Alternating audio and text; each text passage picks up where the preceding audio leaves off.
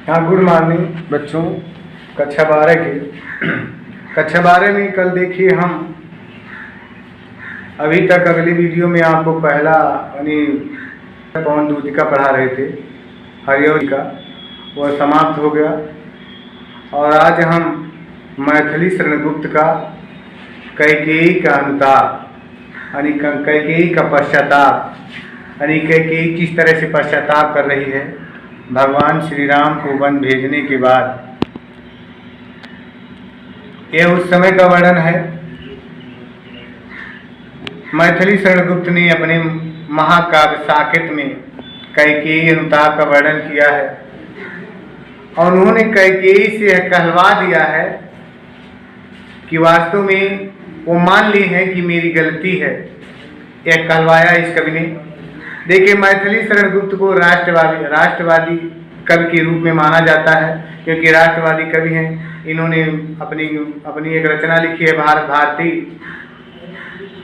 भारती में इन्होंने वर्णन किया है। इनकी रचना प्रमुख है वो, और इनको राष्ट्रवादी कवि के नाम से भी जाना जाता है।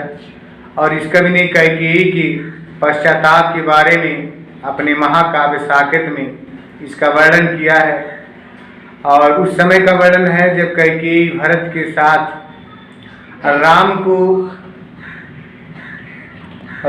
को लौटाने के लिए वन में गई हैं।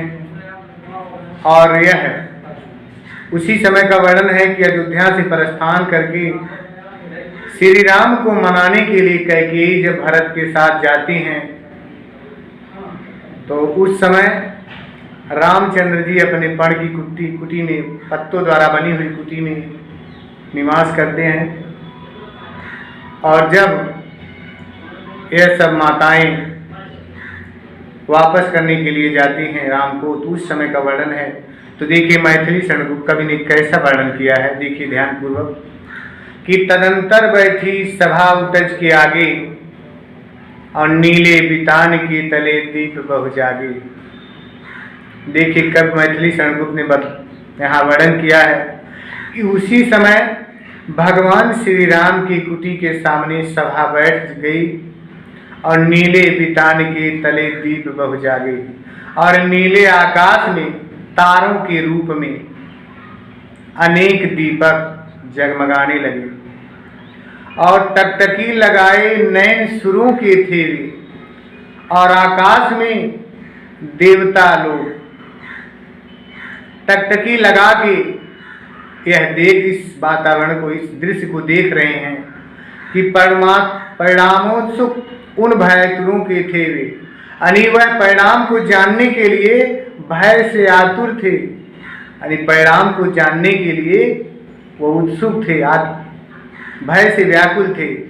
उत्फुल्ल करौदी कुंजरा वायु रह रहकर, और भगवान श्री राम के कुटी के पास करौदी का कुंज बगीचा था और उससे हवा रह करके आ रही थी और सबके मन को प्रफुल्लित कर रही थी, करती थी सबको पुलक पूर्ण मह कर। वह अपने दुर्गंध से, अपनी महक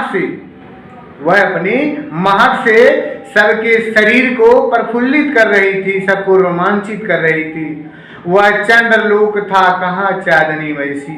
कह रहे उस समय का वातावरण वहां का ऐसा था जैसे मानो चंद्रलोक हो। चंद्रलोक में भी वैसी चांदनी नहीं रही होगी, वैसी चांदनी वहां थी। और प्रभु बोले गिरा गंभीर नीर जैसी। उसी समय भगवान श्री राम समुद्र के समान गंभीर वाणी में बोले।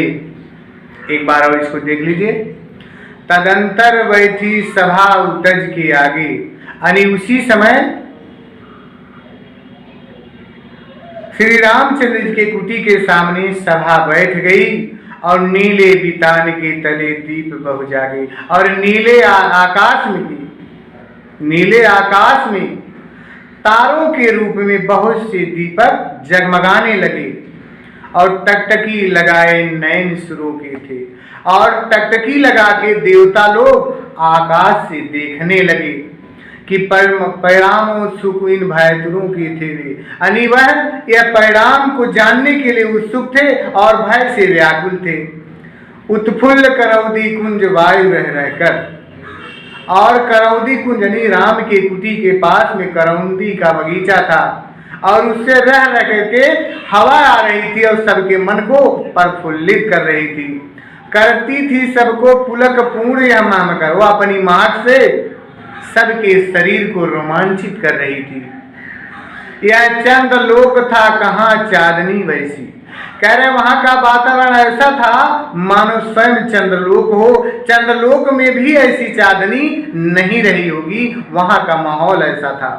और प्रभु बोले गिरा गंभीर नीर निधि जैसी, यानी प्रभु भगवान श्री रामचंद्र जी गंभीर यानी समुद्र की समान गंभीर वाणी में, समुद्र के समान गंभीर वाणी में बोले। क्या बोले आगे देखिए कि हे भरत भद्र अब कहो अब सत्य अपना, कह रहे हे भरत मेरे भाई अपना अपनी इच्छा कहो, अपना कुशल क्षेम कहो।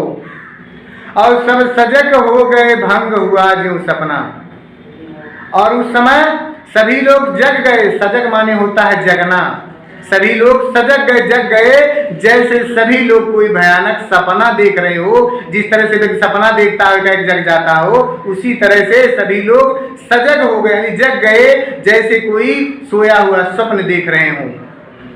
और हे आज रहा क्या भरत अब सत्य अब भी, भरत जी कहते हैं फिर रामचंद्र से कि हे राम, हे यार माने हे राम, क्या इस भरत की और कोई भी इच्छा शेष रह गई है? मिल गया अकंटक राज उसे जब तब भी, कह रहे मुझे अकंटक राज बिना कांटे वाला राज यानी अकंटक राज, मुझे अकंटक राज मिल गया, उसके बाद भी मेरा कोई इच्छा रह सक मेरी कोई इच्छा है। और पाया तुमने तरुतले अरण्य बसेरा, और आपको वृक्ष के नीचे अरण्य बसेरा मिल गया। रह गया अब सित शेष तदपि क्या मेरा, कोई और भी शेष कोई इच्छाएं रह गई। तन तड़प तड़प कर तात तप्त तात ने त्यागा, कह रहे हैं शरीर को मेरे पिताजी पिताजी तड़प तड़प करके अपने जान को दे दिए, अपनी उनकी अपना तड़प तड़प पिताजी तड़प तड़प करके अपने जान को दे दिए। और क्या रहा अवशिष्ट और तथा भागा, कह रहे हैं इस अभागे का क्या और कोई भी इच्छा रह सकती है? एक बार और देख लीजिए। हे भरत भद्र अब कहो अभिषिक्त अपना, रामचंद्र जी भरत से कहते हैं कि हे भरत अब कहो अभिषिक्त अपना, अपना कोई अभिषिक्त कोई इच्छा कहो, और भी तुम्हारी कोई जो इच्छा है। सब सजग हो गए भंग हुआ जो सपना, सभी लोग ऐसा प्रतीत मानो सभी जग गए हों और कोई स्वप्न देख रहे हो, सभी लोग जग गए मानो कोई लोग सभी लोग स्वप्न देख रहे हो, कोई सोया हुआ व्यक्ति स्वप्न देख रहा हो। हे आज रहा क्या भरत अभिषिक्त अब भी, कह रहे हे राम क्या इस भरत का कोई इच्छा रह सकती है, कोई और भी इच्छा हो सकती है। और मिल गया अकंटक राज उसे जब तब भी, कह रहे उसे मुझे अकंटक राज मिल गया, उसके बाद भी मेरी कोई इच्छा रह गई है शेष। अब पाया तुमने तरुतले अरण्य बसेरा, और आपको वृक्ष के नीचे अरण्य बसेरा मिल गया। रह गया चित शेष तब क्या मेरा, क्या मेरी और कोई भी इच्छा रह सकती है।